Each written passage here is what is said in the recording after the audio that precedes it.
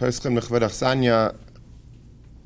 like to thank the Agudas Yisrael of Kew Garden Hills for hosting this event.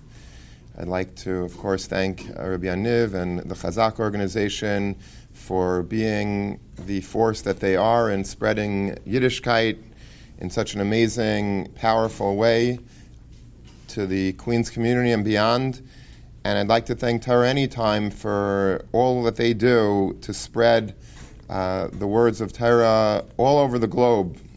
I think I was one of the earliest speakers for Torah Anytime, and Rabbi Kol Yaakov, I remember we met, and he convinced me that it was going to be a good idea, and it really took off in an amazing way with tremendous Yat Dishmaya, and it's a big schus that he is here today with us. The amount of schar that this one man has for spreading and proliferating Torah throughout the globe, literally, is one that makes me extremely envious of him. And his chus should chusim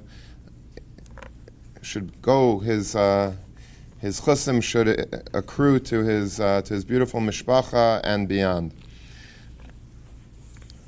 When we stand here at the beginning of the 3 weeks, it always makes me wonder what we are exactly mourning.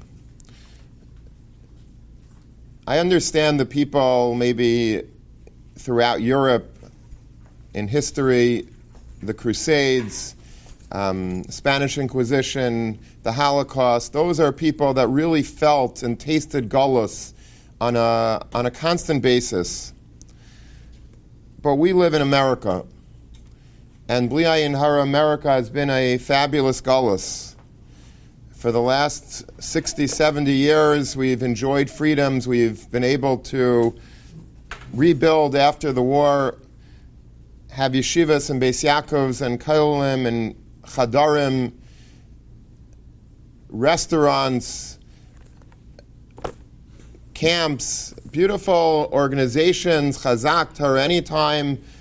We have an amazing ability in America to live with freedoms that were really unimaginable to generations before us. And so how do we feel Tisha B'Av? How do we feel the 3 weeks? How do we feel Shiva Asar B'Tammuz? How does it impact on our regular daily life, which seems to be really good? I want to share with you something that's very important to be shared on a day like today. It's something that was said by a very chashuv Talmid Chacham by the name of Rav Matul Pagramansky. Rav Mordechai Pagramansky was a brilliant man who was in Telz Yeshiva in Europe before the war. He was a Rabbi of Rav Mordechai Gifter and many other brilliant people, so that gives us a little bit of a taste of how brilliant he was.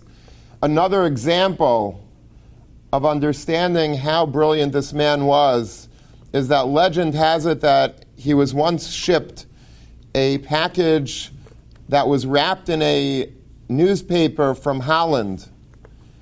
And so we would just throw out the newspaper and eat whatever was underneath it. But he kept the newspaper, and by just merely looking at the newspaper that wrapped the package, he was able to learn the Dutch language just by one newspaper. That gives us a little bit of an inkling about the measure of brilliance that Rav Matul Pagramansky possessed. I want to share with you something that he said, but I must share it in the context of a personal relationship that I have, not to Rav Matul, because Rav Matul was nifter way before I was born, but a link between myself and Rav Matul Pagramansky in the form of somebody who was just nifter himself a week or two ago by the name of Reb Shimon Siegel. Reb Shimon Siegel was 95 years old when he died, and he was the Menal, he was the head of the Kamenetz Yeshiva in Brooklyn. He was a man that was never married, and he built Torah in a tremendous way. Personally, I owe him a very big hakaras hatov because he was the person who gave me my first job in chinuch. I was a 12th grade Rabbi before I came to Lander College for Men in a yeshiva that was literally right next door to my house. We lived on Avenue N in Brooklyn, and literally you go down the steps of our apartment and you make a left turn and you go up the stairs into the Kamenetz building, and that was my job. I was a 12th grade Rabbi, and Rabbi Siegel, Zechreinu Levracha, was always very encouraging to me and gave me a lot of chizuk. And just one brief anecdote about him: he was very clever, he was very sharp, and he was very funny. And he asked me one day if I had some spare time, if I could possibly, when I was done with my 12th grade class, if I could come and take over for a week my 7th grade class, a 7th grade elementary school class. And of course, I wasn't really interested in doing that. I was very happy in high school. I wasn't really interested in being a 7th grade Rabbi, which was, was not as an interesting a job. But as a favor to Rabbi Siegel, I said I would give it a try. And he said, okay. He says, but one thing you have to do is these kids are very tough. These 7th graders are very, very tough. And so you have to be very stern with them. Don't ever smile. Don't ever do anything that gives them the impression about you that you're a human being. You have to come in there and just take control, because you're not going to be able to get them to sit and learn otherwise. You can't just be regular. These kids are very tough. So I was up to the challenge, I thought, and I came into class, and sure enough, I smiled for a second by accident, and they were on top of me. They were like, as soon as they saw me smile, I was finished. But I went back the next day, and I thought of an idea. Kids like bribes. So I said to the boys, I said, listen, I know that boys don't like substitute teachers, and trust me, I don't really want to be a substitute teacher. I'm doing this as a personal favor for Rabbi Siegel.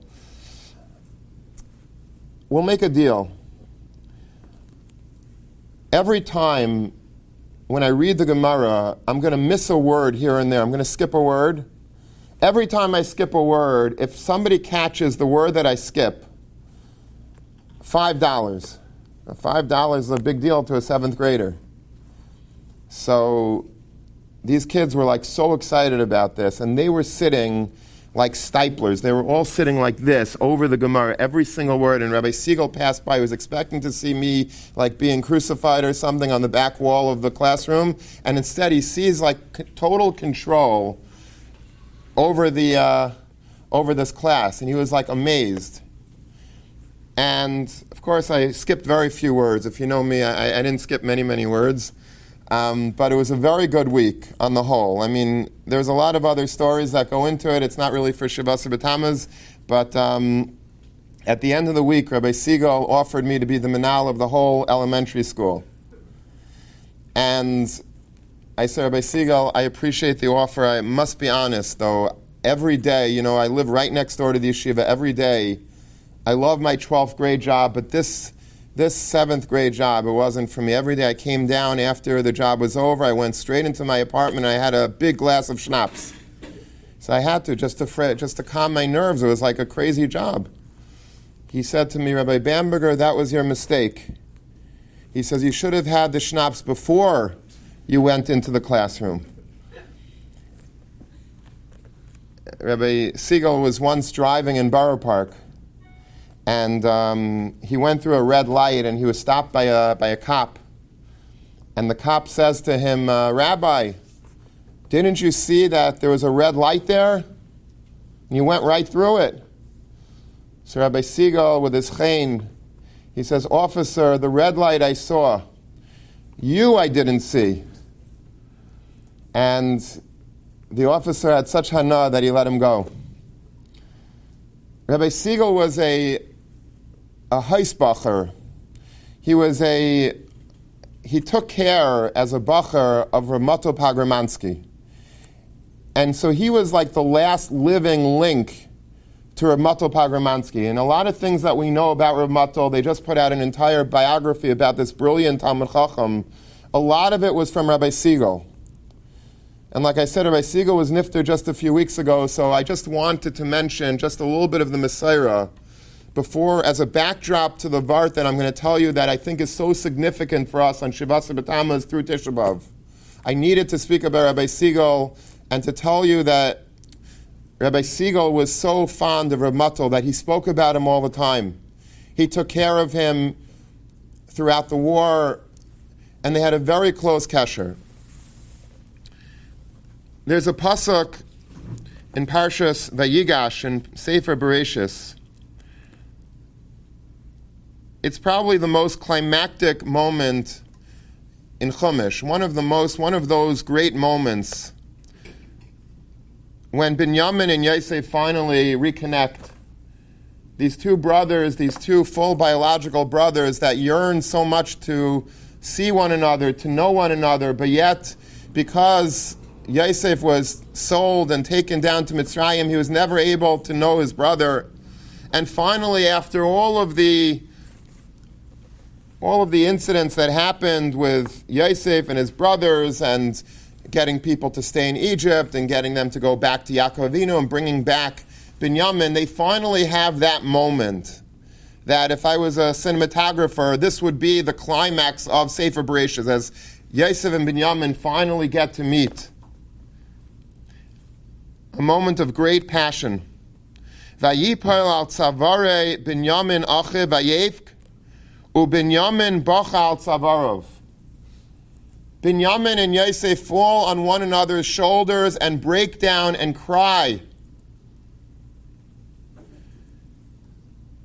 And Rashi brings a chazal about what's really going on behind the scenes. Why are they crying? Al shnei mikdashay sha'asidin liyais bechelko shel Binyamin eslev licharev. Binyamin, Yosef cried on Binyamin's shoulder because in the portion of Eretz Yisrael belonging to Binyamin, that's where the Beis HaMikdash was. Most of the Beis HaMikdash was on the Chelek of Binyamin. And so Yosef was sort of consoling Binyamin at this point in history, crying on his shoulders over the two Batei Mikdash that would be in his Chelek that would be destroyed. And Binyamin in turn cried on Yosef's shoulder because of Mishkan Shilai, the in-between Beis HaMikdash, which was built in Shiloh before we got to Yerushalayim, that was in the Chelek, or would be someday in the Chelek of Yosef, and it would be destroyed. So here we have a very strange incident.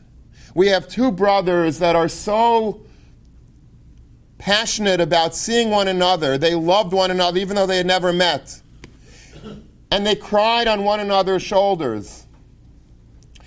And for some strange reason, Rashi gives us a historical fact that wouldn't take place for thousands of years as the reason why they cried. Why did Rashi have to ruin a great moment? If I was explaining to you the reason why two brothers cry on one another's shoulders after not seeing each other for so many years, I would say they were crying tears of joy. Isn't there a concept that we're familiar with, or at least the women are familiar with, of tears of joy?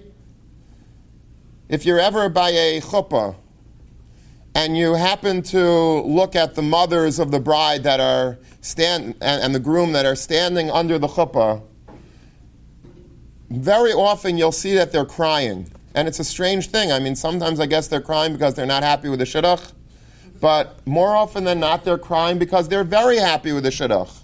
In fact, they're so happy with the shidduch that for some reason they're crying. Even though tears are generally a symbol of sadness, there's another form of tears that are when you're really, really happy. You also cry for some reason. So that's why I would say, is the Pshuta Shel Mikra, the simple pshat in the pasuk is that Yosef and Binyamin were crying because they were tears of joy. After so many years of longing to see one another, they finally got to meet, they finally got to embrace, and they were crying out of joy. But yet, Chazal have to right away cast a pall on this whole incident and say, no, they were not crying tears of joy. It was tears of misery, of tsar, of Churban Beis HaMikdash. Bayis Rishon, Bayis Sheni, Mishkan Shilai. Obviously, if Chazal are telling it to us, it's true. But why need us make this the purpose of the tears of Yosef and Binyamin? Can't we just keep it simple and pure, that these were tears of joy? This is Rav Matel Pagramanski's question on this pasuk.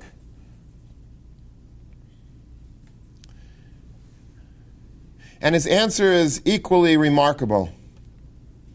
Rav Matel says the following. He says, did you ever wonder why it is that there is a concept of tears of joy? Why are there tears of joy? It doesn't make sense. If I'm so happy, why would I start crying? I should just be happy. I should just be smiling and laughing. Why would a person all of a sudden start crying? And he says, you know why there is such a concept of tears of joy, even though it seems so contradictory? If I'm joyous, why would I be crying? He says, this is a tolda, this is a child of the Churban Beis HaMikdash. He says, in the olden days, before the Beis HaMikdash was destroyed, there was a concept of pure joy, that I could really be so happy for something happening, that I would never ever cry. The phenomenon of tears of joy stems from the fact that there was a Churban Beis HaMikdash. You see, the Beis HaMikdash was a beacon of joy. We say on every Monday morning, there are psukim in Tehillim, the Shir Shal Yaim, Yefei Naif Misais Kol Haaretz. Yerushalayim was a city of joy. It radiated such pure simcha, sasin. It was Yefei Naif, it was a beautiful city. Misais Kol Haaretz, and it caused the entire world to be full of joy, of sheer joy, of unpolluted joy. When the Beis HaMikdash was destroyed by B'neseinu Arabim, that changed. That concept of Misais Kol Haaretz, that concept that there is unadulterated joy in this world, it ceased to exist. It will never exist again until the third Beis HaMikdash that should be rebuilt b'meira b'yameinu. We will never have another moment of pure joy. Now, says Rav Matel, after the Churban Beis HaMikdash, if you could picture in your mind's eye an entire ocean of tears, and then on the ocean, there are a few pockets of joy. There are a few islands of happiness, even in this galus that we're in. In spite of all of the tears of the Beis HaMikdash, there are a few moments that we're allowed to be happy. By a chasana, by a bar mitzvah, by a bris, by moments that we see loved ones that we haven't seen in a long time. We're allowed pockets of joy, but on the whole, we have to be swimming in this river and this ocean of tears from the Churban Beis HaMikdash. We don't have that joy anymore in this world. A few times in our life, we're allowed to enjoy a little bit of a taste of joy, but very rarely. And when, says Rav Matel, we overstep our bounds, when we're enjoying the moment a little bit too much, we start stepping out of the bounds of that island of joy, and we start now wading back into the ocean of tears of the Churban Beis HaMikdash. And that's why a person, unbeknownst to that person, when they are too happy in this galus, after the Churban Beis HaMikdash, when they are too happy, they start going into a world of tears again. And that's why at a chasna you see people that should be so happy, should never be crying. They start crying. You know why? In Meshkachech Yerushalayim, we start reminiscing all of a sudden subconsciously about Yerushalayim, and it brings us to tears. So Rav Matel explains that it's true. Yosef and Binyamin, when they met after all these years, they were crying tears of joy. But that concept of tears of joy is something that was manifest many years later after the Churban Beis HaMikdash. That's when it developed. And that's how Chazal understood that if we have tears of joy, It's because of the Churban Beis HaMikdash. It's because we are going out of our bounds that we're allowed, the permissible bounds of happiness and galus, and now we're entering into the sea of Churban. There's a story about Rabbi Gamliel that the Gemara in Sanhedrin brings. Rabbi Gamliel had a neighbor who had lost a son, a woman who had lost a child. We should not know from this. And she was inconsolable. She cried and she cried and she cried. And Rabbi Gamliel heard her cries, and when she cried, he cried. Nasru Risei Einav, until his eyebrows and his eyelashes started shedding because he was crying so much. And the Talmidim saw that it was affecting their Rebbe, and they had to remove this woman. They had to say, listen, either you have to stop crying or we have to relocate you, because it's very stressful for our Rebbe to hear you crying day and night.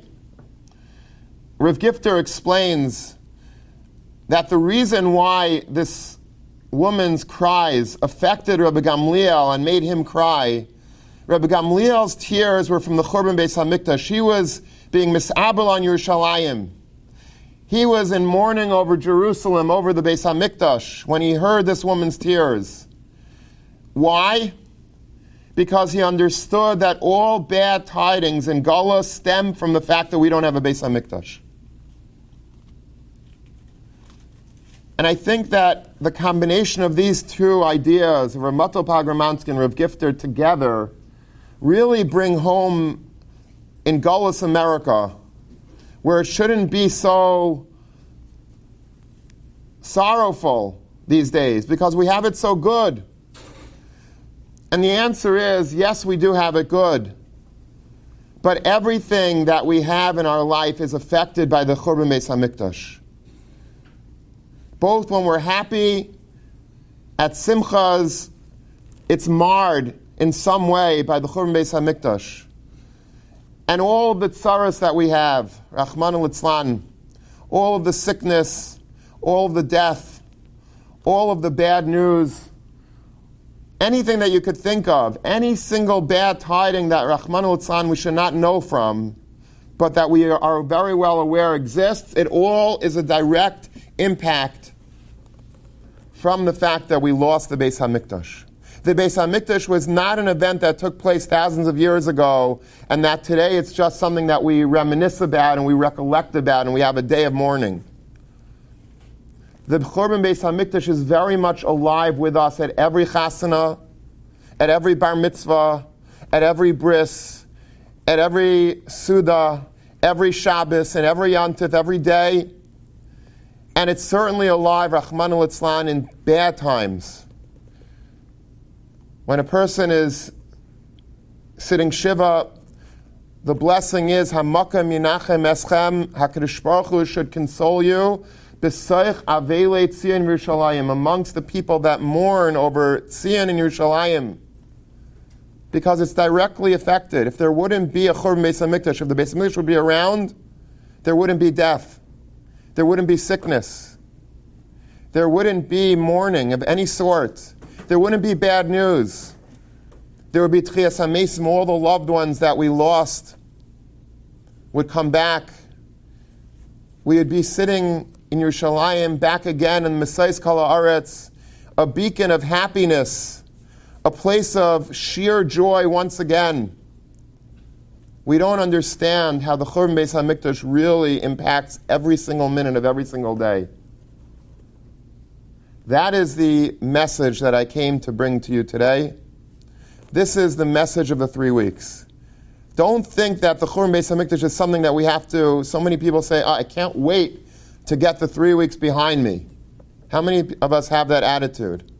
It's Shavas B'Tamuz, fast, it's a long day, and it's taka hot outside, and can't wait to break our fast, and then we go through 3 weeks, and we can't wait to listen to music again, and get a haircut again, and have simchas again. And so because of that, we sort of try to fast forward through the 3 weeks, and turn off our minds, turn off our emotions, and just get through it. And that would be a very big tragedy in and of itself. The only way to really appreciate the Churban Beis HaMikdash is to understand how every single minute of our lives are so sorely affected by the Churban. It has an impact on us, even here in America. Maybe especially here in America. Chazal tell us that Kol HaMis'abel al Yerushalayim Zoicha v'roya b'nechem masa. Those of us that taste the Churban, that experience the mourning, that feel the pain of the Churban Beis HaMikdash, they will be the ones, we will be the ones that will merit to once again see the simcha and the rebuilding of the Beis HaMikdash. HaKadosh Baruch Hu should give us that zchus. We have gone through too many millennia of Churban, of Tsar, of Bechiyas Shel Simcha and Bechiyas Shel Evel. May HaKadosh Baruch Hu grant us now, finally, after this long galus, this chus, to be Zoicha v'roya b'nechem masa, to see the Nechama Tzion Yerushalayim, Shvi b'mheira b'yameinu, Amen v'amen.